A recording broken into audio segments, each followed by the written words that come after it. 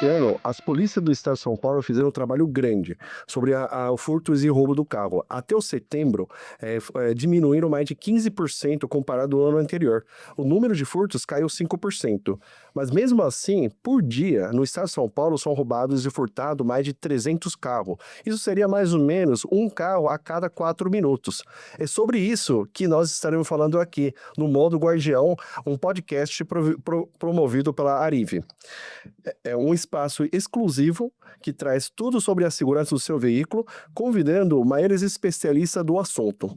E para começar, nós temos aqui o Coronel Paganoto, 35 anos de polícia, polícia militar de carreira, coronel da reserva do Polícia Militar, comandou Polícia Rodoviária, Força Tática, Pelotão da Rota e ainda foi também professor da Academia de Polícia Militar, Escola Superior de Formação dos Sargentos e Soldados da PM. Coronel, para começar aqui, É um prazer estar participando dessa parceria nova, né, Jai? O Modo Guardião vai ser um podcast fantástico para falar sobre segurança veicular.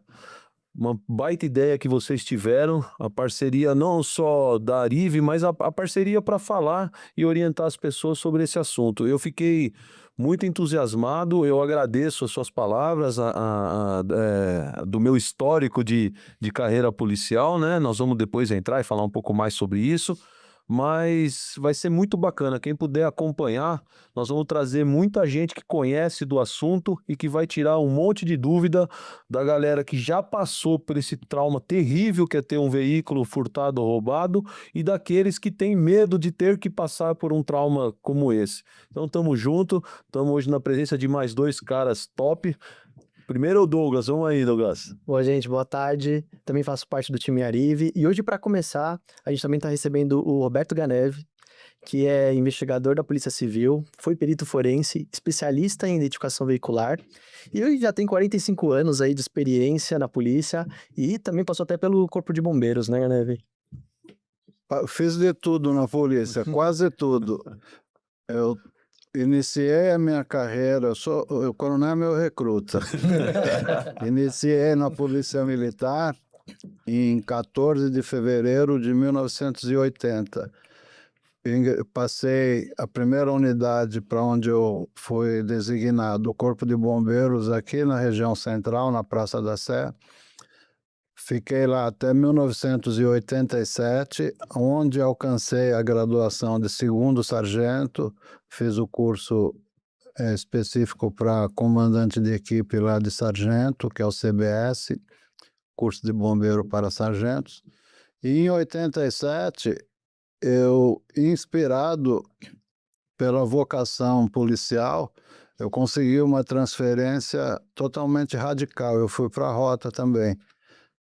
Eu virei a Constituição de 88 na Rota e em 1990, já como primeiro sargento, eu meio que sem querer saí da Polícia Militar, prestei um concurso para a Polícia Civil só para ter uma noção de qual era o nível do concurso, porque desde aquela época já se falava em unificação. E na Rota foi onde eu comecei a atuar na área automotiva, em termos de identificação. É um dos motivos que determina a abordagem de um veículo, por exemplo, uma placa fora de padrão. E eu já comecei a me especializar já naquela época. E quando vim para a Polícia Civil, foi jogar o sapo na lagoa, porque aqui a gente acabou tendo oportunidade de fazer isso praticamente todos os dias. E me especializei em 1992.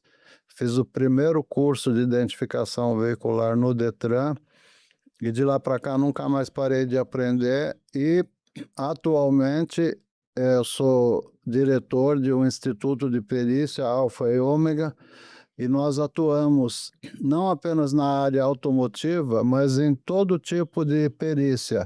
Mas a minha praia é veicular. Eu dou aula de identificação veicular também. Tive a honra de dar aula, inclusive, no Batalhão da Rota, recentemente. Depois que conheci o Coronel Paganoto, foi uma marca na minha vida, porque abriu muitas portas, inclusive até na escola de oficiais. Tive a oportunidade de estar compartilhando esse conhecimento. É um conhecimento que nenhum curso no Brasil tem, onde a gente mostra números e gravações de identificação de segredo que nos ajudam a identificar o chassi original quando o veículo é adulterado. E é isso, eu quero Não, mas compartilhar com vocês um eu pouco. preciso rebater aqui meu parceiro Ganeb. Primeiro assim, eu sou recruta dele mesmo, mas em 1980 eu já era antigão, tava com 7 anos de idade. Ô Ganeb, eu não abri nenhuma porta pra você, é o seu conhecimento, cara. Esse ano, Você, cara, eu tô tentando fazer a cabeça dele já pelo seguinte. Eu queria que toda vez que algum policial mandasse um zap pra ele com uma foto ou alguma informação de veículo suspeito de ser produto de ilícito para ele ou dar opinião, ele deveria cobrar um valor, que aí ele ia ficar milionário, cara. a gente fez isso agora. Acabou de constatar um veículo roubado. Graças às imagens que o policial que tá a campo lá mandou para ele já passou pro cara, ó, tá errado isso, esse carro tem adulteração. Então, todas as portas que abriram pro Ganeve não tem nada a ver comigo, não tem a ver com ele. Esse cara ó, não erro, cara, não erro. O Ganeve hoje é um dos caras que mais conhece de identificação veicular no nosso país. Ele forma policiais municipais, policiais estaduais, ele dá curso para pessoal voltado para a área de segurança, mas para pessoas que não são da área de segurança também, porque você pode ser credenciado para trabalhar como um perito forense nessa área. Então, esse instituto que ele tem parceria com a Deise Moura e o Márcio Assis. a Maze e o Márcio nós vamos trazer aqui também, porque eles também vão agregar muito, que eles têm conhecimento gigante nessa área.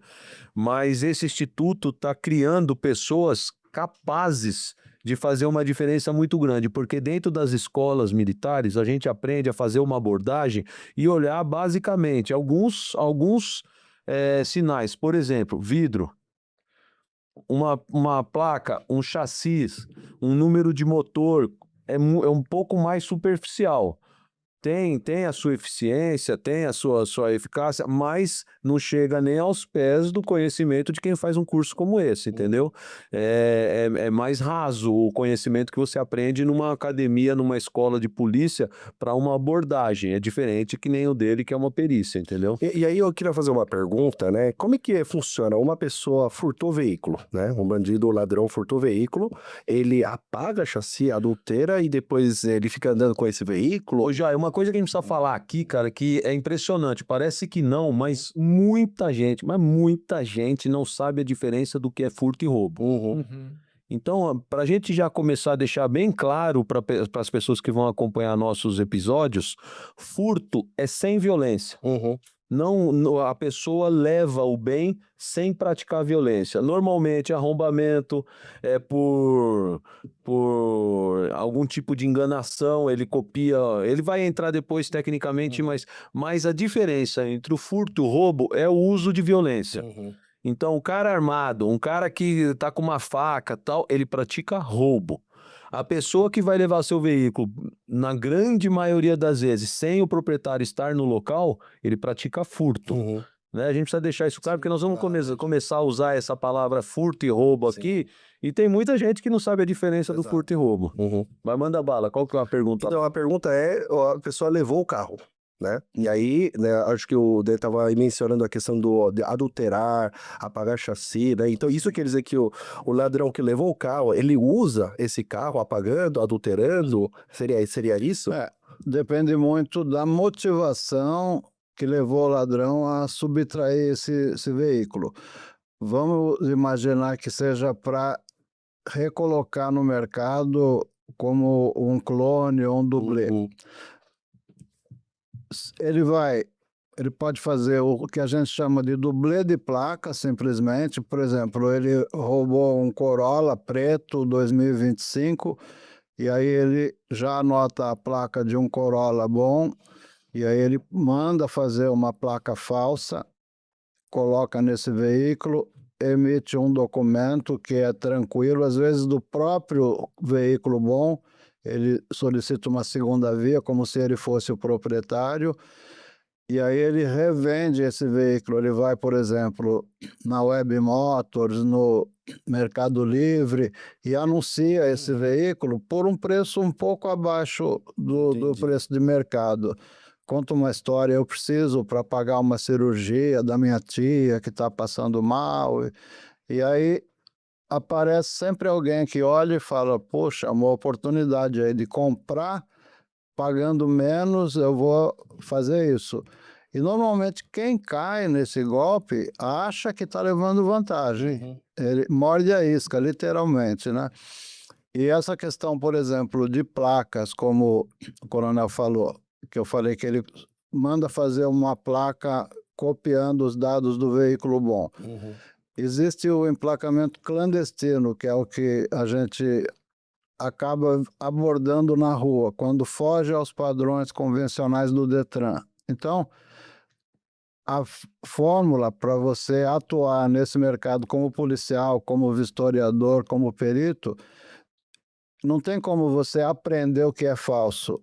Você tem que entender e guardar os detalhes da placa original, do chassi original, dos itens originais do veículo. Quando aparecer uma adulteração, ela vai fugir desse padrão original, e é esse que vai chamar a atenção. Na semana passada, há 10, 12 dias atrás, sábado e domingo, a gente fez um curso aqui em São Paulo, e eu fiz um vídeo justamente mostrando placas.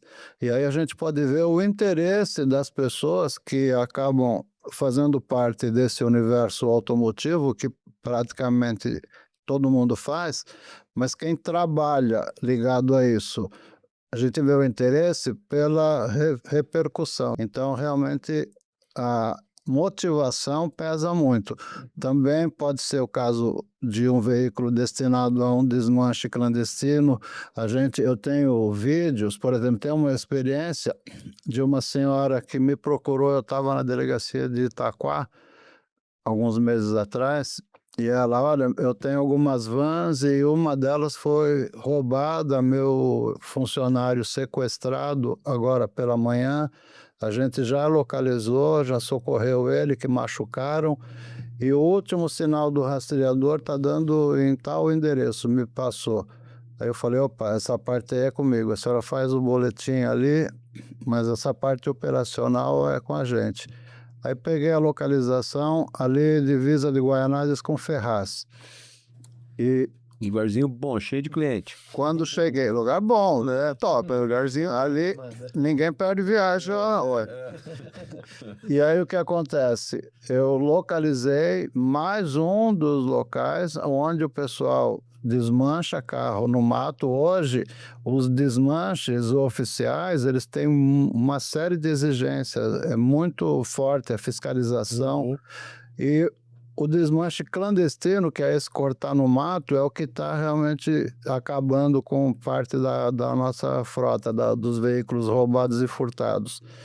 E quando nós localizamos o carro dela, ele estava ainda soltando fumaça, porque eles tiram o que interessa, a mecânica, o que é fácil deles repassarem, revender, e não deixa rastro, e aí eles põem fogo no que sobrou para evitar a identificação deles mesmo, inclusive por questão de impressão digital, que acaba deixando, e o carro estava ainda saindo fumaça.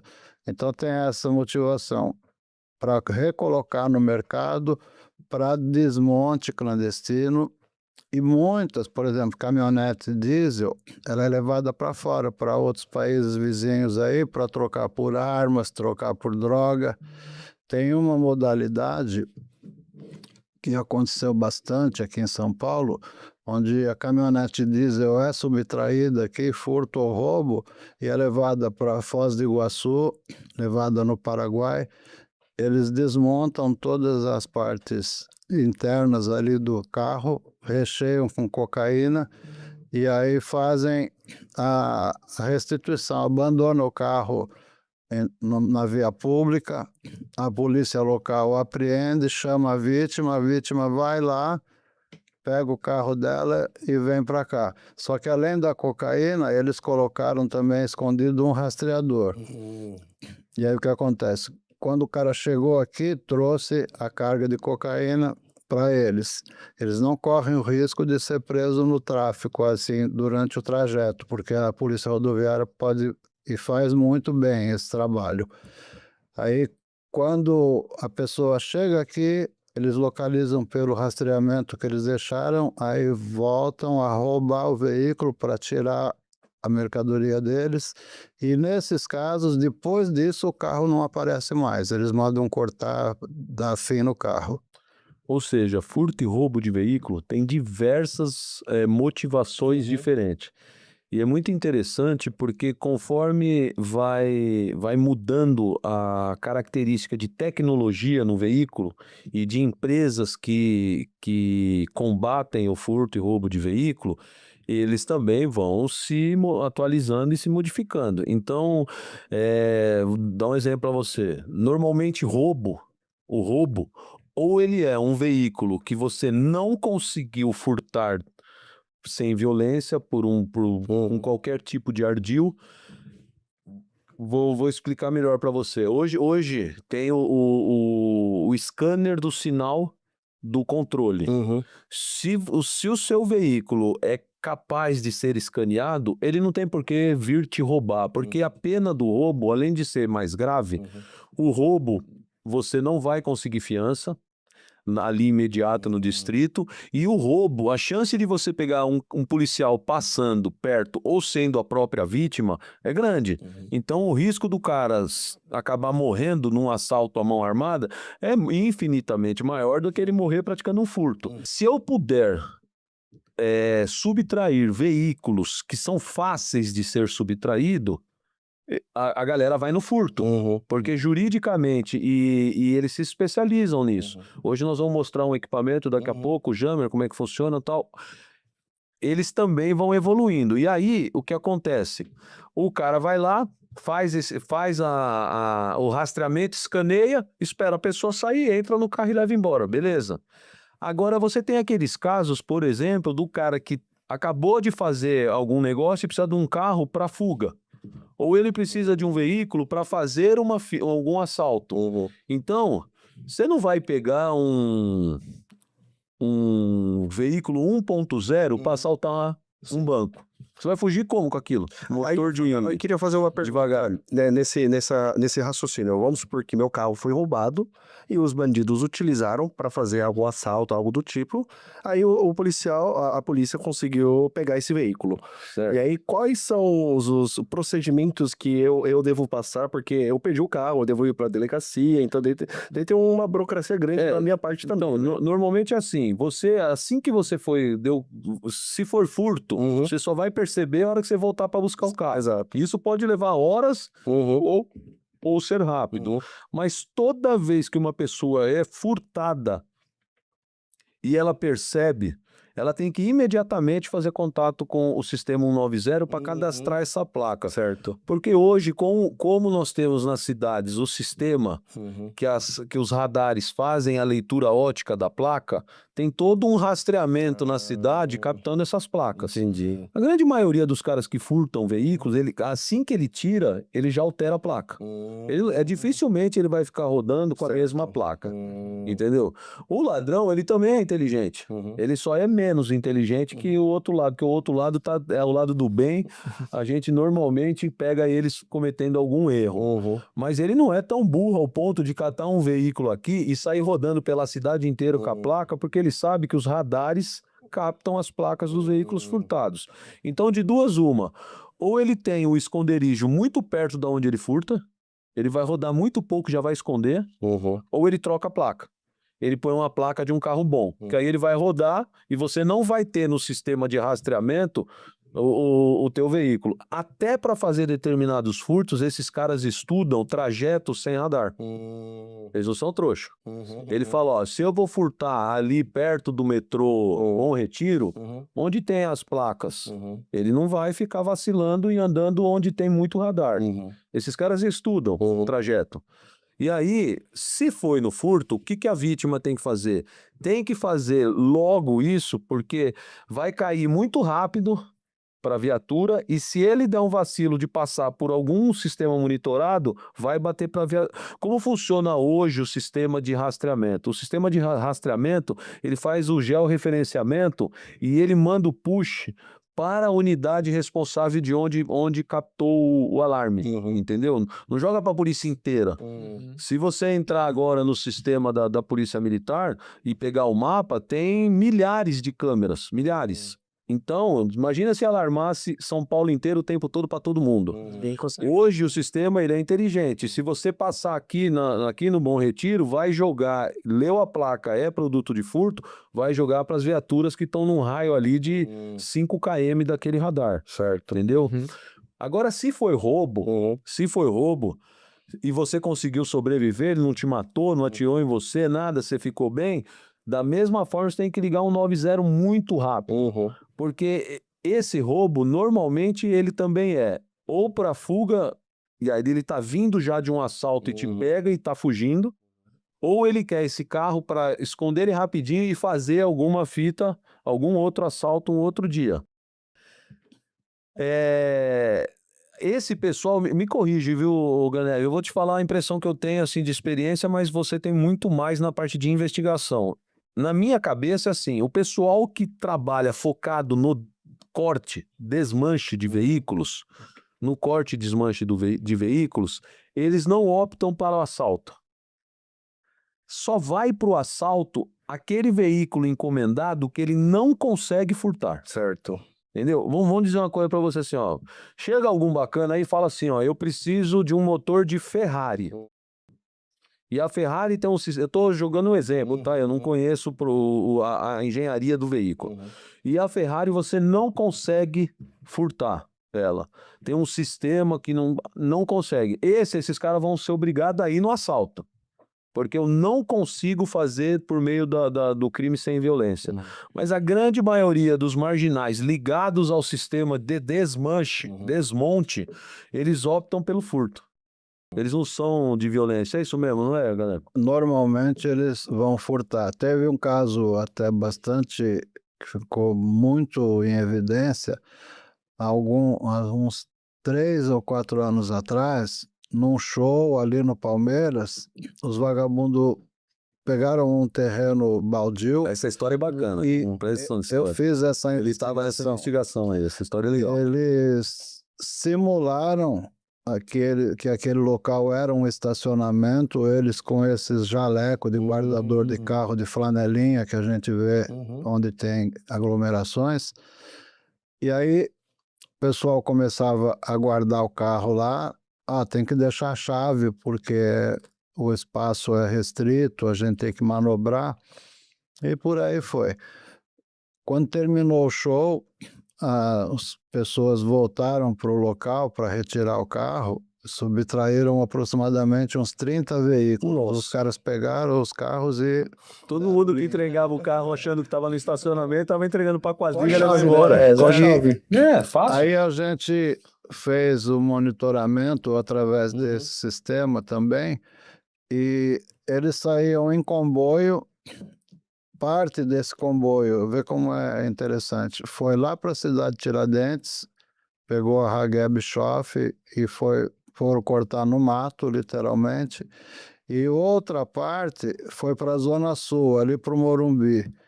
Aí um dos veículos que estava no comboio, a gente detectou, fazendo a investigação, seguindo os carros que estavam no conjunto, e a gente conseguiu identificar esse veículo, e ele entra e sai, a gente pegou pelas câmeras, e aí proprietário, quem é, e conseguimos identificar, e ele foi um dos alvos que nós pedimos mandado de busca e apreensão e foi indiciado. Alguns outros a gente identificou porque os caras cobravam as pessoas através de pagamento via Pix. Aí a gente identificou o destinatário. Rastreou pelo Pix. E essa investigação durou, na minha mão, uns 30 dias. Pegamos uma coletânea de imagens absurda, mas a gente conseguiu identificar uma meia dúzia deles. No cumprimento, apreendemos bastante material, e só que era um caso que buscou, assim, acabou trazendo tanta evidência, e a opinião pública, a mídia batendo em cima. Então, o 23DP tinha um inquérito e ele pegou alguns também. O DHPP, a homicídios, fizeram também alguma investigação. E só que o senhor fala muito de falta de comunicação. De A integração. gente tinha dificuldade de conseguir informação das outras unidades da Polícia Civil, de compartilhamento, porque aquilo, todo mundo quer ser o Neymar, ele é o Neymar do podcast, mas todo mundo quer marcar o gol, Mais um. todo mundo quer chegar na frente, então é aquele negócio, existe realmente uma concorrência. Uma cultura de se fechar na equipe, né? Essa cultura é policial, o pessoal não troca muita ideia quando não é a equipe própria, entendeu? Isso dentro da polícia a gente até entende essa vontade de brilhar, mas prejudica às vezes algumas coisas, né? Dificulta. E esses pontos que vocês trouxeram, essas histórias, são muito interessantes porque todos parecem que têm um ponto em comum, que mostra a importância de você reconhecer rapidamente um furto, né? A gente às vezes pensa que, entre detectar agora, faz 1 minuto que foi roubado, ou furtado, no caso, ou 30 minutos, 1 hora, não faz tanta diferença. Mas em todos esses casos que vocês comentaram, dá pra ver que faz muita diferença, né, detectar antes. Então, tem 2 pontos também bem interessantes nessa questão do acionamento. Primeiro é o seguinte, todo mundo sabe, não é difícil das pessoas entenderem que existe fraude ao seguro. Muita gente entrega o carro para receber o prêmio do seguro. Isso é crime, isso é um estelionato. E aí o que acontece? As pessoas que vão investigar esse furto, óbvio que elas querem saber se você contribuiu ou não para essa ocorrência. Então as pessoas vão tentar entender quanto tempo você levou para acionar a polícia e dizer que seu carro foi furtado. Qualquer policial que está investigando esse fato, primeira coisa que ele vai querer saber, além das características, por exemplo, seu carro foi furtado, o policial que chega lá, ele vai ver se tem imagem. A imagem faz toda a diferença, porque eu vejo o vestimento, vejo característica do indivíduo, vejo o sentido tomado, então ele vai ver se ele consegue ter alguma coisa para identificar essa ocorrência. Porque normalmente ela é feita quando a vítima não está. Esse é o princípio do furto. Mas a outra coisa que ele vai perguntar é o seguinte: que hora foi o furto? Quanto tempo faz que você não viu o seu veículo aqui? Até estranho, a pessoa demora. E aí, você concorda que é assim, se você virar para ele e falar assim, eu parei aqui o carro meio-dia e eu fui no dentista e voltei e constatei que meu carro não estava aqui. Beleza, quanto demorou a sua consulta? Se a sua consulta demorou 12 horas, você tem que estar com todos os dentes novos. Não vai bater a tua conversa. Então, essa questão de você informar com coerência o furto tem 2 sentidos. Primeiro, para não pairar a dúvida de que você está envolvido no tipo do estelionato contra seguro. A segunda questão é você passar a informação o mais rápido possível para tentar reaver o seu bem, ou pelo menos para que essa informação que você está passando seja colocada nos sistemas de rastreamento, que foi o que eu tinha te falado. Ocorre que é o seguinte, normalmente quando é roubo, isso acontece já na hora, né? Sim. Mas quando é furto, qual é o grande problema do furto? O grande problema do furto é você não ter imagem e característica. Então, o furto é muito bom para ser praticado por vários motivos. Porque a pena é pequena, tem direito à fiança, dificilmente alguém vai dar positivo na pessoa, porque uma ocorrência para ter um flagrante, você tem que ter uma vítima e você tem que comprovar que aquele autor do delito é realmente o autor do delito. Se a vítima não estava no local, quem que viu? Ninguém. Exato. Então, hoje, a tecnologia que está chegando nova aí, com a gente, né? Com o modo Guardião, com a Arive, vai ser uma virada de chave, porque a foto que vai pegar inicialmente do condutor do veículo no reconhecimento biométrico vai montar um banco de dados de pessoas que estão praticando furto e roubo de veículos. Exato. A hora que o cara sentou, que ele deu na partida e pegou aquela imagem já era, o cara tá cadastrado. Perfeito. Estando cadastrado, a polícia tem sistemas de comparativos de imagem que só de você oferecer essa imagem para um sistema de investigação que nem onde o Ganev sempre trabalhou, você encurta o trampo deles em 50%. É porque, de acordo com a modalidade do crime, o coronel fala muito nas ocorrências de roubo a banco. O pessoal do roubo a banco, normalmente, eles sempre acabam conhecendo as quadrilhas, porque o criminoso, ele é contumaz, ele faz só aquilo, a especialidade dele é aquilo. Da mesma forma que a minha especialidade é a identificação veicular, o vagabundo também, furtador, ele é furtador profissional. Então, a gente acaba indiciando, acaba prendendo eventualmente um ou outro, e aí a polícia vai cadastrando esses caras, vai tendo um banco de dados realmente onde a gente consegue depois, até por reconhecimento pessoal, mostrar para a vítima as fotos dos furtadores que nós temos cadastrados, é uma opção também de identificação. Vocês sabem que não é difícil prender bandidos. Existe uma cultura equivocada na cabeça das pessoas de achar que é difícil prender pessoas. Não é. O difícil é você produzir provas contra elas. Entendi. Porque a prova tem um negócio chamado cadeia de custódia. A prova, para ela ter validade processual, ela não ser derrubada facilmente por qualquer advogadozinho, ela tem que ter sido produzida com uma série de requisitos de legalidade para que essa prova seja válida. E para essa prova ser válida, tem caminhos difíceis, entendeu? Então, um exemplo que eu vou dar para vocês. Mas a coisa mais normal do mundo, e a gente entende isso, viu? Não adianta querer dar uma de bichão, de soberbo e falar que as pessoas contribuem para o que... Ser grosseiro, às vezes. Você pega uma mulher que ela foi traumatizada, foi espancada para soltar a mão de um veículo, jogada na rua, a pessoa entrou dentro do carro dela, às vezes leva a criança, leva um cachorro, leva bem material que tem muito. Qual que é o valor disso para as pessoas hoje? Isso aqui, cara, tá tudo da sua vida. Foto, dado bancário, tem tudo. Hoje, é bem provável que se levar o carro, a pessoa não sofra, mas se levar o celular, a pessoa entra em choque. Entra em choque. Entendeu? Então, dentro do veículo tem um conjunto de coisas de muito valor. Não é só o veículo. Às vezes você fala assim, não, eu vou colocar um sistema de proteção veicular, você está pensando que a pessoa está preocupada só com o veículo. Não, cara. Ela quer localizar o veículo porque dentro daquele veículo está o cachorro dela. Tá o filho dela que não deu tempo de tirar. Tá. Então, a imagem desse cara, o rastreamento desse veículo, tudo isso vai dar uma sensação de proteção para uma pessoa dessa, para coisas de valor que você tá achando que é o carro e na verdade nem é. É um conjunto de coisas ali. E eu tô levando essa conversa nesse sentido pelo seguinte.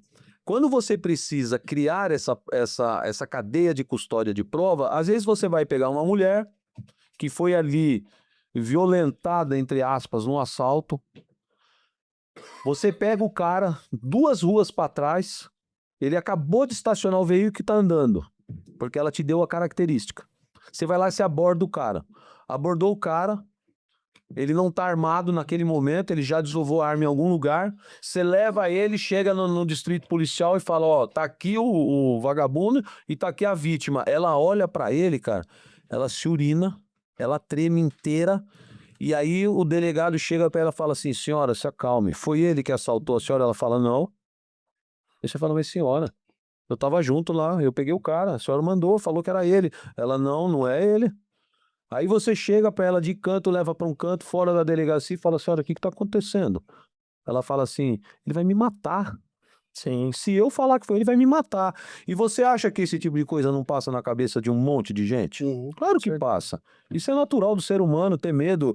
A gente que está envolvido com polícia e bandido a vida inteira, a gente tem um jeito de encarar tudo isso. Mas uma pessoa comum que nunca sofreu nada, entra em choque. Esses traumas são traumas terríveis, entendeu? E aí a pessoa não reconhece. Quando ela não reconhece, que prova você vai fazer nesse processo para esse cara ser condenado? Você não tem, cara. Você não consegue ligar ele ao veículo se você não tiver uma imagem, uma testemunha, alguma outra. Você fazer uma perícia e conseguir a mão dele ali dentro, que já é coisa já mais difícil de conseguir. Ou seja, você ter uma tecnologia hoje que capte a imagem desse bandido e não fique no veículo, né? Vai para um outro banco de dados e de forma muito instantânea, o cara sentou ali, captou a cara dele. Porra, cara, isso vai ter um valor para investigação, para cadeia de custódia de prova, para tudo. Que vocês não têm noção. É muito, muito bom. Muito bom essa ideia de ter uma câmera captando a imagem ali. Né? Você não acha, Alganeve? Com certeza. Principalmente, vamos falar num caso que acontece muito na periferia, o roubo de carga. Esses veículos de entrega hoje, de aplicativos aí, tem uma infinidade de veículos particulares trabalhando para diversas empresas, Lalamove, Mercado Livre, É uma tudo epidemia mais. nessas empresas, É né? uma febre. E os vagabundos adoram roubar isso aí porque ele vai ter uma mercadoria muito diversificada lá, eletrônicos. Então, esse produto instalado num veículo que presta esse serviço vai ser um divisor de águas. Vocês sabem que assim, ó, as quadrilhas, elas atuam por região. E normalmente tem até tem um sistema da Polícia Militar, e deve ter o da Polícia Civil também, que quando você coloca lá uma determinada identificação, vem o banco fotográfico. Se esse cara já foi preso em flagrante, vem o banco fotográfico. Embaixo vem os parceiros, em que ele costuma atuar. Entendi. Então, hoje você vai praticar um furto de veículo com ele, vocês rodam. Preso. Amanhã você vai com ele. Depois você vai comigo. Todas essas suas passagens vão criando a sua teia criminosa. Então, essa teia criminosa, as polícias têm conhecimento, entendeu? Se eu pegar num furto de veículo, a tua cara lá, pá, pegou. Num segundo furto, tua cara... Meu amigo, eu construo ali, ó, a quadrilha facinho naquela região de quem são os caras que estão contratados por desmontadores para estar buscando os carros que eu preciso. Esse banco de dados vai ser montado. Você tá entendendo? Então vira uma ferramenta fantástica, fora o resto que esse equipamento agrega, né? Porque junto à captação da imagem tem a questão do alarmar e a questão do rastreamento. Tudo isso vem junto com um equipamento desse. E aí queria fazer uma pergunta, assim, pergunta mais fundamental. Todo ano, mais ou menos, são 90 mil veículos que são furtados e roubados. E aí de janeiro a setembro agora tá batendo 90 mil aqui no estado de São Paulo. Então, realmente, um número alarmante, né? E agora, no perspectiva mais política pública, vamos lá, Secretaria de Segurança Pública, né? Porque é um problema que é recorrente, que não está caindo, né? Então, que tipo de política que poderia ser adotado para que realmente o número de furtos de veículos ali possa cair? Ô, Jair, na verdade, assim, eu preciso, com toda a nossa amizade, te corrigir, porque houve uma redução de 15% no estado de São Paulo, realmente caiu, mas o problema não é esse, cai, mas ainda 90 mil é um negócio que não consegue fazer você se sentir seguro. Exatamente. A Secretaria de Segurança está trabalhando, está conseguindo bons resultados, está criando não, né? Na verdade, eles estão atualizando e melhorando muito o acesso ao Muralha Paulista. Isso. Que é a criação das barreiras por meio da leitura de placas nos radares e câmeras. Então, essa construção do Muralha Paulista realmente está fazendo com que, desses 90 mil veículos, 44 mil foram recuperados. E tem um dado: desses 44 mil recuperados, 90% deles tinha algum sistema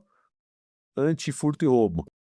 Então, esse é um dado interessante, porque se desses 44 mil que foram recuperados, 90% deles tinha algum equipamento ali de proteção, o equipamento de proteção ele tem uma eficiência. Agora, você imagina esse equipamento de proteção se ainda ele conseguisse cadastrar a imagem. Exato. Eu tô vindo lá do Rio, vocês viram em outro podcast, que eu fui fazer um podcast no Rio de Janeiro, né? E hoje, cara, você pega esse exército de Ubers. O Uber hoje, ele coloca uma câmera dentro do veículo por um motivo principal: se proteger do assédio. De pessoas que possam construir uma narrativa ali mentirosa da forma como ele está atendendo o cliente. Só que esses motoristas de aplicativo estão usando essa câmera só para essa finalidade. Não tem agregado ali um serviço de proteção contra furto e roubo. Então, se essa câmera, além de pegar a imagem inicial ali, ela tem o rastreamento agregado, ele tem toda uma estrutura ali de combate também à prática do furto e roubo, você vai atingir, como ele falou, por exemplo, de empresas de entrega, né? Mercado Livre, Shopee, tudo isso aí. Cara, a pessoa sentou ali para sair com o carro, a imagem é diferente, vai alarmar. Vai alarmar, entendeu? Então, é uma sacada fantástica essa produção da imagem junto com o rastreamento. E o rastreamento funciona, porque são 44 mil veículos dos 90 mil recuperados com algum tipo de rastreamento. Né? O retorno também de um equipamento de monitoramento no veículo fica muito fácil de enxergar, por exemplo, numa ocorrência recente nossa, e isso acontece todos os dias. Eu fui seguir um rastreamento de uma empresa de monitoramento que me passou a informação: olha, tem um veículo Onix, ele foi subtraído de madrugada e está dando sinal num determinado local, me passou a localização. A gente foi rapidamente, esse veículo ainda estava inteiro, porque foi um atendimento quase que simultâneo. 2, 3 horas depois que ele tinha sido furtado, a gente conseguiu achar ele inteiro. Só que esse local tinha mais 6 veículos já cortados. Então, ver esses 6, se tivesse monitoramento, se tivesse um rastreamento, com certeza não teria chegado nesse ponto. Boa parte deles você podia ser salvo ainda, né? E você comentou sobre isso, Ganev. Qual que é uma estimativa que vocês têm, assim, de quanto tempo demora para o cara pegou o carro, depenou, já tá queimando... Não, é assim, o cara furtou o carro aqui, tem aquela questão, se ele vai levar direto para o buraco, onde a gente fala que é vulgarmente chamado de buraco, o local lá, o chão, onde ele vai desmontar o carro, normalmente eles não fazem isso. Boa parte deles, eles deixam esse veículo descansando num local de aglomeração, próximo de condomínios residenciais, que tem muito carro estacionado, próximo de estação de metrô e ferroviário. Deixa algumas horas lá para ter certeza de que ele não está sendo monitorado, porque aí a empresa de rastreamento ou a polícia vai acabar localizando. Por conta do... O Ganev tocou no assunto que, para a gente dar uma ilustrada, vamos pegar o equipamento só para explicar um pouco. Tá aqui, ó, quer ver, ó? Graças ao Ganev, vocês vão conhecer hoje esses dois equipamentos. Então, é assim, ó. Esse aqui é o equipamento chamado Jammer. É o capetinha. O capetinha é o Jammer. Então, é assim, ó. Esse equipamento aqui é um equipamento utilizado normalmente por quadrilhas. Não é aquele cara sozinho que vai ficar furtando veículo com desse aqui. Não é normal. Acontece, mas não é normal. Porque tem uns menores, inclusive, uns maiores, depende do alvo. Mas para que ele serve? Vou falar de um jeito para uma pessoa leiga conhecer. Ele berra uma frequência muito forte para anular todo tipo de frequências em volta. Então, ele tenta derrubar qualquer rastreador, entendeu? Então, o cara, quando ele entrar no veículo, ele vai tentar plugar esse equipamento na bateria para poder deslocar com ele sem que haja o rastreio. Primeira coisa interessantíssima da gente falar, um equipamento que capte essa imagem dessa pessoa entrando no veículo até ele ligar isso aqui, a imagem já era, ele já foi captado. Exato. Sim. Top.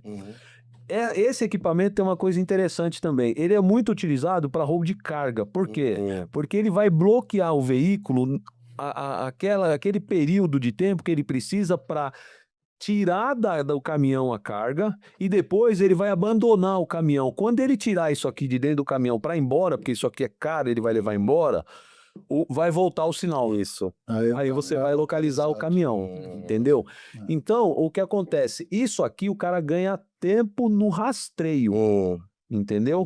Só que um equipamento como esse que a gente está vendo chegar no mercado, ele tem, além de tudo, a captação da imagem, cara. E isso tem um valor gigantesco. Você tá entendendo? E aí, como isso aqui é uma alta frequência, foi desenvolvido, segura aí, consegue mostrar na mão do Ganev lá? Isso. O Ganev está mostrando o anti-jammer. O que esse equipamento faz? Esse equipamento fica nas viaturas policiais, em algumas equipes. Isso aqui é particular. A polícia não fornece isso aqui. Não, que nem lá no batalhão rodoviário a gente comprou com dinheiro público e as equipes rodoviárias têm. Então, o que a gente fazia? Você fica patrulhando ou deixa numa base policial isso apontado para a faixa de rolamento. Se algum veículo passar com o jammer, ele vai acionar. Ali tem um LED. Ali, o que acontece? Ele capta a frequência do jammer. E conforme ele vai chegando perto, vai aumentando essa frequência. Ou seja, você direciona a antena, porque você imagina que você está, por exemplo, numa marginal. Tem lá 30 caminhões, um monte de carro. Aonde essa caixinha vai estar dentro? Então você vai direcionando até aumentar no máximo a captação da frequência. E você direciona para o veículo e ali você aborda. Entendeu? Então, só para o pessoal entender, quando vocês veem um capetinha desse aqui, isso aqui o cara liga para ele derrubar qualquer sistema de rastreamento. Na carga, a hora que ele levar isso aqui embora, vai ficar abandonado o caminhão vazio levar a carga. Entendeu? O problema no furto e roubo do veículo é o fato do cara levar pro corte, né? E aí, como o Ganev estava falando, o que acontece? Vocês imaginem que todas as empresas de seguro, eles vão escondendo em veículos de determinado valor um rastreador em lugares diferentes. Às vezes coloca um ou mais rastreadores. O cara que vai cortar isso no mato, qual é a garantia que ele tem de chegar rapidamente nesse rastreador durante o corte? Então o que ele faz, que é o que o Ganev falou? Ele deixa esfriar um pouco para ver se ele está rastreado. É mais fácil. Não chegou viatura, não aprendeu depois de determinadas horas, aí ele vai levar para o corte. Até por esse motivo, precisa tomar cuidado com o acionamento, o 90. Se você demorar muito para fazer o oferecimento da ocorrência com os dados para o Copom, o que vai acontecer? Ele não vai constar nada. Então, mesmo que volte o rastreamento ali, não tem nada ali para a viatura, entendeu? Não existe ocorrência no sistema policial. Então tem que fazer o mais rápido. A importância de se fazer o 190 imediatamente. Se o vagabundo deixou o veículo descansando perto de um hospital, perto de um condomínio residencial, e alguém acha estranho aquele veículo ali, que ele não é um veículo usualmente estacionado ali, ou estacionou perto de uma garagem, normalmente o cidadão vai ligar no 190 e falar: tem um carro aqui, está estranho. Se a vítima não fez o 190, a polícia não tem como tomar muita providência, porque até aí não consta nada para o carro. Sabe uma coisa interessante também que eu não falei aqui? É o seguinte. Vocês lembram, não sei se é da idade de vocês aí, viu, Ganev? Vamos conversar nós dois. Vocês lembram de cheque, talão de cheque? Não, isso eu sei. Vocês pegaram o talão de cheque. Sim. Talão de cheque, quando você extraviava ou era furtado, por que você corria e fazia a ocorrência? Porque você tinha aquela preocupação do cara passar um cheque, mesmo com uma assinatura falsa, alguma coisa, e alguém achar que você estava envolvido no estelionato. Fala assim, você não deu queixa? Uhum. Por que você não deu queixa? Deixou usar seu talão, Uhum. certo? O carro é a mesma coisa. Se o cara levar seu carro e você... Porque eu fico imaginando, tem muita gente que tem o seguro no carro. Uhum. Tabela FIP dele é X. Quando ele vai nas lojas, os caras dão menos 2x. Sim. Aí, as pessoas não querem ser furtada e roubada pela dor de cabeça que dá. Tão cômoda naquela situação. Mas já que furtaram, amigo, deixa, eu vou fazer com calma depois a ocorrência, não tenho pressa, o seguro vai me pagar, tô tranquilo, vou continuar aqui assistindo meu cinema, vou jantar com a pessoa que eu tinha combinado, depois, quando não tenho mais nada para fazer, eu vou na delegacia. Agora não. Só que é o seguinte, esse carro às vezes foi levado para fazer um sequestro. Aí, a equipe de investigação de sequestro descobre a placa e o modelo do carro. E depois vai chegar em você. Uhum. E você vai ter que provar que você não estava envolvido nesse sequestro. Uhum. Que você não facilitou de alguma forma e fez a queixa só depois. Ou seja, o uso desse veículo, nesse espaço de tempo entre o cara pegou o veículo e você fez o registro, vai ficar um limbo. Uhum. E você vai ter que depois comprovar o porquê que você não denunciou a subtração do seu bem, que está na sua responsabilidade. Uhum. Então, cara, é assim, ó, precisa tomar muito cuidado com a falsa sensação de que furto de veículo é uma questão só pecuniária, que não é. Uhum. O seu bem, a placa no seu nome é responsabilidade sua. Se você foi furtado, você vai ser também alvo de quem está investigando isso, fala assim, meu, qual foi o comportamento dessa pessoa? Agora, olha que interessante. Você tem um veículo. Você tem um equipamento ali que você pôs para que não fosse levado. Você tem ali uma imagem fornecendo de um cara diferente que entrou no seu carro. Uhum. Você tem um histórico de rastreamento depois que ele saiu da sua mão ali, de onde você deixou. Tudo isso, quem vai investigar esse crime vai falar, não, mano, aqui tem tudo. Não precisa nem ficar cavando, porque aqui, ó, tá aqui. Ó o cara entrando, ó depois o caminho que os cara fez, ó, quando cortou. Tá tudo garantido. Uhum. Esse cara não tem envolvimento nenhum em nenhum tipo de estelionato ou envolvimento com o fato. Totalmente coberto. Te protege, entendeu? Também nisso, né? E o furto é a maior incidência de subtração é através do furto. Uhum.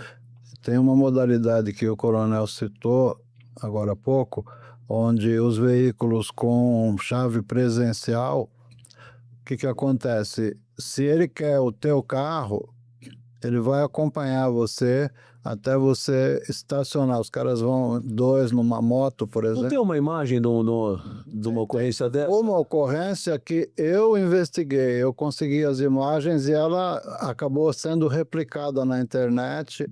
Tem inclusive uma reportagem da TV Record que mostra esse fato. Naquela ocorrência, como funcionou? O cara estacionou, o carro era um Jeep Compass, estacionou em frente a uma padaria, e no que ele entrou na padaria, dois vagabundos entram atrás dele na padaria, um deles com uma mochila nas costas. Dentro da mochila tem um equipamento que copia os dados da chave presencial, é tipo um scanner. Uhum. E ao mesmo tempo que ele copia, ele já retransmite essas informações para o comparsa que está lá 1 ou 2 metros de distância, para o celular do comparsa. Esse celular se transforma numa chave presencial. Aí o que acontece? Esse segundo vagabundo, ele vai até o carro com a nova chave presencial, uma chave clonada no celular. Aí ele vai pôr a mão na maçaneta, vai destravar, vai embarcar no veículo e vai apertar o start-stop e o veículo funciona normalmente. O dispositivo de vocês já iria ter um outro final essa história. Tem uma segunda modalidade ainda do Jeep Compass, que a gente tem vídeo também, compartilhei com o coronel, onde o mesmo indivíduo em 48 horas ele furta 2 Jeep Compass na mesma 500 metros de distância um do outro. Como é a modalidade? Ele vai na porta traseira com uma ferramenta, solta o vidro da porta traseira. Por quê? Porque se ele arrombar, se ele estourar a porta, já vai começar a ativar os dispositivos de segurança, como alarme, por exemplo. Aí o que ele faz? Ele entra pela janela, tirou o vidro sem quebrar, embarca pela janela, e aí ele vai sentar no veículo. Ele tem um outro equipamento, que esse equipamento já através das antenas internas do veículo, que são interligadas com a chave presencial, ele faz um pareamento ali e funciona o carro e leva em questão de segundos. E aparece as duas imagens, é o mesmo indivíduo, até a jaqueta é a mesma, dá para ver. Se nas duas situações, se a minha fisionomia, meu rosto tivesse programado para o veículo, para o meu carro, se o cara fosse fazer isso, ele já ia ter um problema, porque o sistema já ia identificar ele. E Ganeve, eu tenho uma pergunta. Esse scanner, como é que funciona essas chaves inteligentes? Ela é igual para todas, mas cada chave é única? Cada chave é única. tem a sua codificação. Certo. Então eu preciso escanear cada chave para conseguir fazer isso. Só que esse sinal, ele não é o mesmo em todas as ocasiões. Ele é codificado, ele vai se alterando.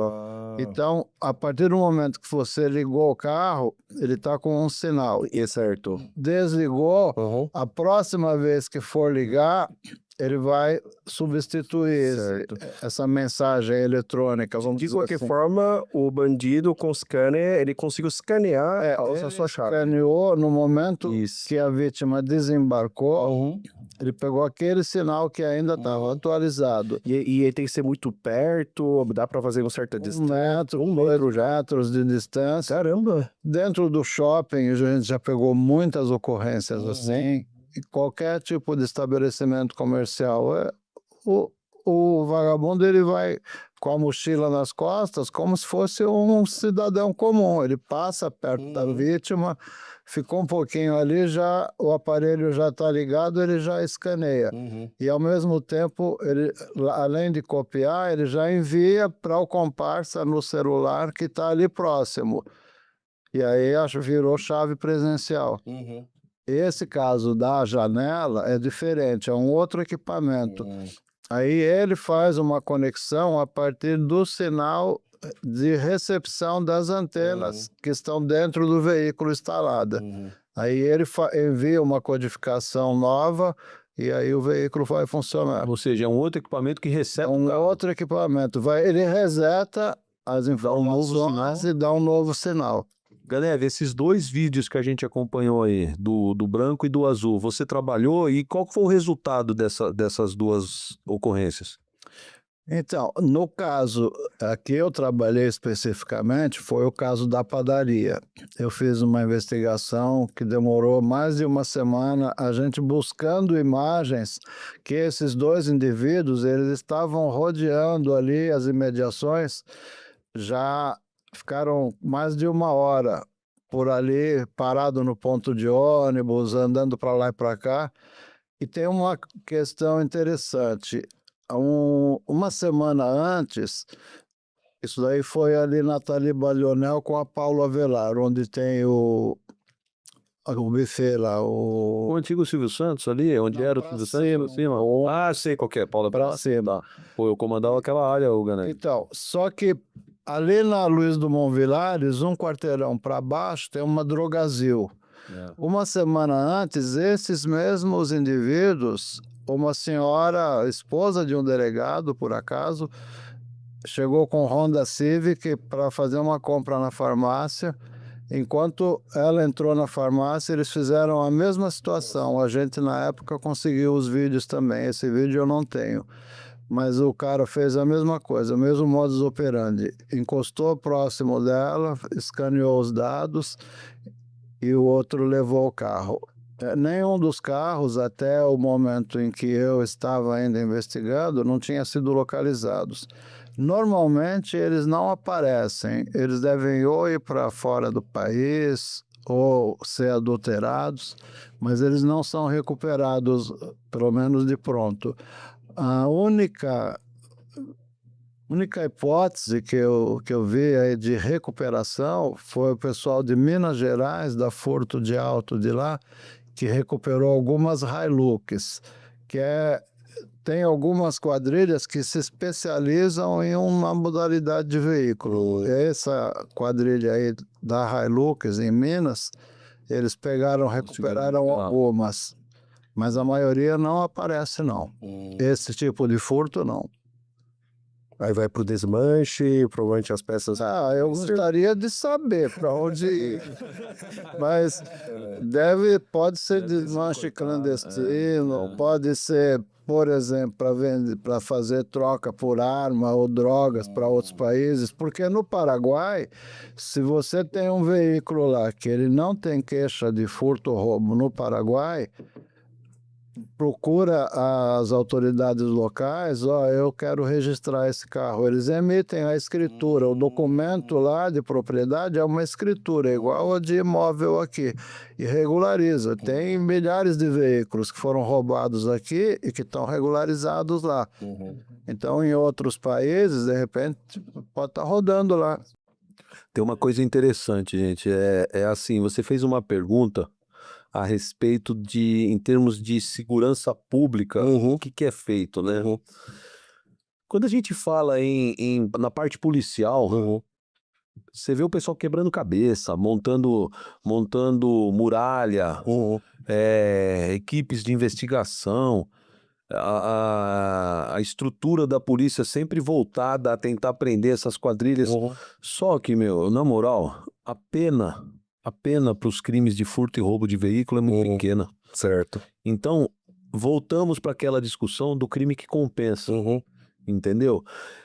O furto do veículo sem violência, dificilmente esse cara vai sofrer alguma coisa contra a integridade física dele. É um crime que, apesar de causar um trauma, um prejuízo muito grande para a vítima, por causa daquelas coisas que eu já falei aqui antes, esse cidadão, se ele fizer... Vamos dizer, Ganev, um veículo hoje médio, um desmonte paga quanto, assim? Fala uma média de um veículo, um HB20, é o mais roubado. Vai pagar quanto no carro desse? O Onix vai pagar 3, 4 mil. Beleza. Se o cara fizer um furto por dia, segunda a sexta, o trabalho do ladrão, o ladrão furtador, ele vai furtar 5 veículos na semana, ganhando 3 pau, 15 pau por semana. Para se ele for preso, ele vai tomar uma condenação que ele não vai puxar 1 ano de cadeia. Ele já vai pagar a fiança se ele for primário na ida. Dificilmente a gente vai ver um cara encarcerado se ele não tiver um monte de BO já de furto. Se ele tiver... E aí eu tô falando de condenação, hein? Condenação. Não tô falando só de... apareceu no inquérito. Aí o cara vai lá... Se o delegado não quiser arbitrar a fiança, o juiz vai arbitrar. A juizada não quer 155 na cadeia. Bandido que não pratica violência na modalidade criminosa, o que o Poder Judiciário entende? A grande maioria deles. Se colocar ele na cadeia, ele vai fazer curso para coisa pior. Ele vai se envolver com o crime mais pesado e vai ficar mais violento. Então, existe toda uma corrente do Poder Judiciário que entende assim, o criminoso que não pratica crimes violentos, ele não deve ficar encarcerado. Furtou só para tomar cervejinha. Ai, Ganev, é fogo ouvir essas coisas, né, cara? A gente que vê o sofrimento das vítimas, ouve uns negócios desse, é um chute no meio das pernas, que nem quando toma bolada de futebol de salão, né? Aí, cara, é assim... Você furta um veículo por dia, numa média dessa de receber 3 conto, é 15 conto na semana, velho. E se você for pego, você não vai ficar preso. Então é um negócio muito vantajoso. Ele compensa no nosso caso. Continuar. Então, a gente tem costume de olhar para a modalidade criminosa, furto e roubo de veículo, e pensar em polícia. A polícia é o menor dos problemas do combate ao crime no nosso país. Não existe uma persecução penal que vai chegar no final num cara desse e vai falar assim: toma o que é teu, paga o que você tem que pagar dentro de uma cadeia bem puxada, para quando você sair, você nunca mais pensar em fazer isso. É exatamente o contrário, velho. Não chega nem perto dessa cadeia, no meio do caminho falam para ele: sai, cara, sai, porque não é bom você nem ficar preso, que você não é violento. Ele furta no mesmo dia. Ele paga a fiança e volta a furtar no mesmo dia. Então, essa indústria, a indústria do furto de veículo, ela tem uma série de benefícios. Ela tem uma série de coisas aí que vão em volta dela, fomentando a prática. Essa cadeia de impostos no nosso país, onde... Cara, eu vou falar para vocês, eu tenho um carro 2013, uma Ford Edge, motor 6 cilindros. Se eu tiver que comprar o módulo do ABS dela, é 1/3 do valor do carro. Eu tenho que jogar ele no lixo. Aí como que seu carro pode custar 70 mil e o módulo 20? Uhum. Então, o imposto, a forma como as montadoras também constroem o acesso às peças, te empurra o cidadão comum a ter que comprar uma peça num revendedor de peça. E cria toda uma cadeia doentia onde o crime compensa.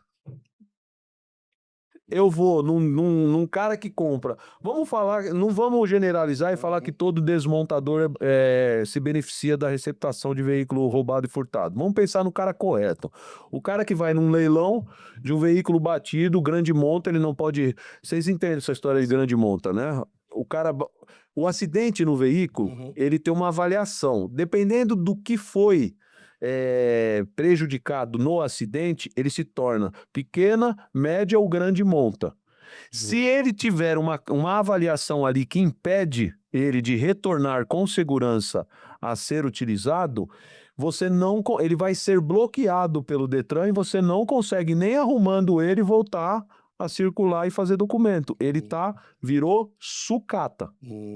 Esse veículo de grande monta que virou sucata, para que ele serve? Ele serve para um dono de um desmonte comprar ele nesse leilão, desmontar as peças que ainda são possíveis de ser utilizadas e vender como peça usada. Esse é o sistema. Entendeu? Então, o desmontador que compra veículos sucatas de leilões com documentação, nota fiscal, tudo certinho, ele vai vender essa peça num preço muito bem, mas infinitamente menor do que uma concessionária. Beleza? Onde está o problema? Naquele cara que não quer comprar com nota fiscal tudo isso e prefere pegar do que está vindo da mão do vagabundo. Paga bem menos. Entendeu? Então existe aí uma cadeia de gente gerando esse problema. Um imposto gigantesco na montadora que não oferece ao cara que compra o carro uma possibilidade de conserto com peças originais justo. Você concorda que você não pode ter um carro com 10 anos de uso que as peças são mais caras do que o valor do carro? Como é que pode isso? Aí seu carro quebra ou você se envolve num acidente de pequena monta, você não consegue comprar essas peças originais. Não, originais não, da concessionária, da montadora. Você vai ter que ir num desmonte.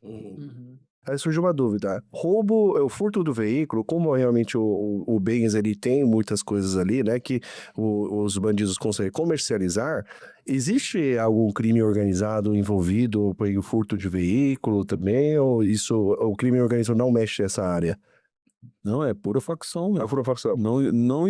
Esse crime é tão organizado que ele é uma cadeia. Entendi. Ele tem ali o cara que vai receber em outro país, tem o cara que corta aqui a cadeia de desmonte, assim. Sim. Não, meu, é bem organizado o furto e roubo de veículo aqui, não é um crime levado de qualquer jeito, não, meu. E o coronel que trabalha na rodoviária, assim, aqueles cegonhas, assim, se eu botar... Eu não, mas enfim. Se botar um monte de carros roubados, assim... Eu já peguei cegonha fechada com carros roubados, adulterados, sendo levados para a Bahia. Recentemente, eu peguei um HB20, quando ele estava sendo embarcado, ainda lá em Itaquá, ele era adulterado. Eu não vou falar aqui o desfecho da investigação para não atrapalhar, porque eles estão pedindo lá mandado de busca e apreensão e de prisão porque a gente conseguiu na investigação identificar algumas pessoas. E Ganeve, para quem é leigo e vai adquirir um carro, um veículo usado e tem esse risco de, eventualmente, que nem você comentou no começo, de poder adquirir um carro que foi adulterado, que veio de um furto ou roubo, quais são os alarmes, quais são os pontos de atenção que ele deve ter para evitar esse tipo de situação? Bom, uma coisa essencial é uma medida que a gente vai tomar normalmente já depois que adquire o veículo, que é fazer a vistoria numa empresa, numa ECV. Agora, o que eu aconselho sempre para as pessoas? O vagabundo, quando ele vai tentar empurrar em você um veículo clonado, ele já vai trazer uma vistoria pronta. Esse é enorme, essa Vistoria falsificada. caramba. E o comprador vai adorar, O né? comprador fala, o cara já me entregou. Tem casos que ele fala, não, eu transfiro o carro para você. Aí te traz um documento falsificado no teu nome. Entendeu? É muito importante. Acontece muito isso. Desconfia de facilidade e pressa, cara. Tudo que. Tu, assim, ó. Tem cara que compra carro sem saber onde o vendedor mora. Tem cara que compra carro com valor. O carro tá fantástico, não tem um probleminha. E ele tá abaixo do valor de mercado. Por que isso? Entendeu? Assim, ó, hoje a quantidade de gente que conhece policiais é uma coisa enorme. Não custa você chegar num amigo policial e falar, meu, puxa essa placa aí, vê se bate o nome, vê se bate o local onde normalmente ele roda. É conferir o número dá uma do checada, chassi entendeu? com o dado, porque se é um dublê de placa, simplesmente, se você pesquisa a placa e tem a informação do número do chassi, vai comparar, normalmente acontece muito disso. A pessoa compra o carro assim pela internet e no dia seguinte ela leva na empresa de vistoria. Quando o vistoriador joga no sistema lá o chassi, está apontando para outra placa, remete para outro emplacamento. E aí ele descobre, comprei um veículo dublê, um dublê de placa. Então, o cuidado que pode ser tomado, uma medida, é isso aí. Você está comprando um carro, quer ter certeza? Leva junto com o cara que está te vendendo numa empresa da tua confiança para fazer uma vistoria ali preventiva, seja uma de transferência ou seja uma cautelar, que é um pouquinho mais caro, mas vai demonstrar para você se o veículo já sofreu algum sinistro, se ele tem alguma solda, tipo o trem cortou no meio e os caras reconstruíram.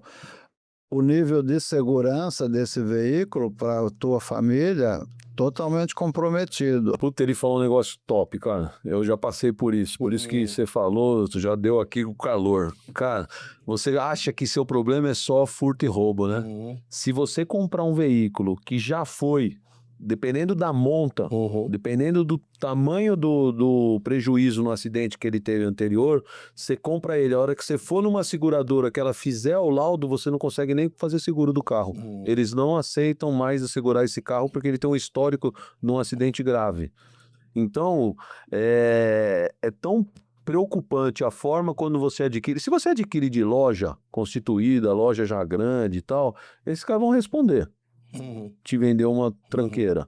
Mas se você compra de particular, é tão perigoso você comprar um veículo sem fazer um laudo desse decente, que às vezes você faz o laudo só pensando em furto e roubo, e aí depois, a hora que você vai levar na tua seguradora para fazer a avaliação, o cara olha lá e fala assim, meu, ele tá com a coluna aqui soldada, esse carro aqui já teve média monta e não tem mais condição de fazer seguro. O grande problema é que, assim, as colunas e a caixa de ar ali, o batente da porta, essas peças, elas são 3 chapas e ela é montada com solda robótica.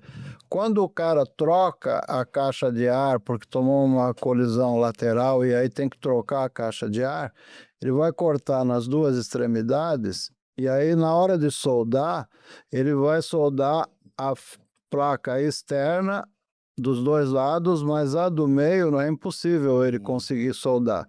E numa eventual colisão, num outro sinistro, o ponto onde vai ocorrer ali a quebra vai ser na solda. A solda é muito mais frágil do que o restante. A gente fez uma perícia para uma pessoa particular, onde a associação não quis indenizar o carro, pagamento integral, porque tinha amassado o teto. E aí o que ela fez? Ela cortou as 6 colunas e colocou outro teto no lugar. Isso daí compromete totalmente a segurança. Num eventual sinistro, pode colocar em risco a vida de quem está ocupando o veículo. Então, a atuação nossa na questão de perícia e de treinamento, perícia especificamente na área veicular, essa questão onde envolve comprometimento de segurança do passageiro, do motorista, a gente tem muito trabalho a respeito disso e a gente atende como assistente técnico muitos escritórios de advocacia, onde o cliente, ele se envolve em demandas com companhias de seguro, com associações ou cooperativas que operam da mesma forma, oferecendo essa segurança, né? Ô, Jai, eu queria aproveitar que a gente está caminhando para o final. Eu também estou com um parceiro me ajudando aí, que é o grupo do estradafácil.com.br. É uma escola de cursos, então tem tudo a ver com a segurança veicular. São cursos EAD para condutores de coletivo, curso MOP, produtos perigosos, condução, transporte escolar, viatura, ambulância, o pessoal do transporte aí de carreta e ônibus coletivo. São cursos totalmente EAD, o cara não precisa sair do serviço dele, ele faz na plataforma, já é cadastrado no Senatran e no Detran, já vai habilitá-lo na própria plataforma do Detran. Esse curso, quem fizer, entrando no estradafácil.com.br, usa o código promocional PA10, que vai ter 10% de desconto na aquisição do curso, que é essa parceria que a Estrada Fácil fez comigo. A galera toda do transporte, vamos prestigiar a Estrada Fácil e o meu código promocional lá, PA10, que vai me ajudar. Obrigado, viu, Joé? Bom, pessoal, então chegamos no final. Hoje foi uma grande aula. Acho que a gente conseguiu abordar, né? Tem algumas coisas, boas aprendizagens, né? Uma coisa tem que fazer o BO. Perdeu o carro, tem que fazer o BO. Fazer o BO. 190 primeiro de tudo. 190 primeiro de tudo. Depois o BO. Depois o BO. E realmente deu para entender, né, o que está por trás da questão de furto, por que né, depois nos outros episódios a gente pode explorar mais, né, da questão da punição, né? Na verdade, Sim. realmente, a punição realmente é muito branda, né? Então, isso, infelizmente, é um cenário aí que nossos legisladores têm que mudar, né? Muito difícil. Mas foi uma grande aula, deu para entender sistematicamente sobre o assunto de segurança veicular. A gente super agradece aí a presença do Coronel Ganeve, uma grande parceria. Não, amigão, você vai me aturar muito mais. E acho que é isso, então. Pessoal, é o seguinte, a gente precisa falar alguma coisa da Arrive, né? Cara, eu quando conheci esse pessoal, eu senti uma firmeza na ideia do negócio que fez com que eu me juntasse a eles. Então, tem que explicar o quanto bom é esse equipamento, quanto tem de inovação. Cara, Douglas, explica pra galera, você sabe muito mais que eu, fala aí. Claro, vamos lá. Pessoal, a Arrive é um sistema de segurança contra furto e roubo de carro. E a gente utiliza as tecnologias de ponta. Hoje, a gente tem reconhecimento facial, então em qualquer momento que alguém entrar no seu carro, você é avisado. E o sistema ele identifica se é uma pessoa autorizada ou não. Então, em segundos, você já sabe quem é a pessoa, e se for uma pessoa não autorizada, você pode imediatamente tomar alguma atitude e a gente também tem uma solução de bloqueio de carro. Então, você pode eventualmente, até remotamente, de onde você estiver, parar o carro e ali, em questão de segundos, o bandido já tem o carro bloqueado. Então, ele não conseguiu, às vezes, nem sair do bairro. Então, além disso, tem toda a parte de rastreamento e o contato, uma rede de confiança que você consegue construir através do nosso aplicativo e garantir que você sempre está sendo acompanhado e monitorado. Vocês podem entrar em www.arrive.ai. Além disso, tem o nosso Instagram, Arive_AI, né? E de lá vocês podem ver todas as novidades que a gente está lançando. A gente tem feito muita coisa e feito assim de brasileiro para brasileiro. Então acho que a gente olha muito para as dores do dia a dia e a gente está recorrentemente olhando e pensando como trazer novas inovações para a gente deixar ainda mais robusto a nossa solução. Mas vocês podem acompanhar através do site e do nosso Instagram. Preciso falar outra coisa. Esses caras são caras de engenharia, são formados em engenharia. É uns caras, pode ver, ó, é diferenciado, é uns caras cabeça. Esses caras tiveram a ideia de trazer isso para o nosso país para atender o público mais simples ao mais rico. Então, por isso que esse valor é baixo de aquisição, porque eles tiveram a visão do seguinte: o nosso produto tem que alcançar o máximo de gente possível e vamos ganhar na quantidade. Por isso que ele é tão acessível assim.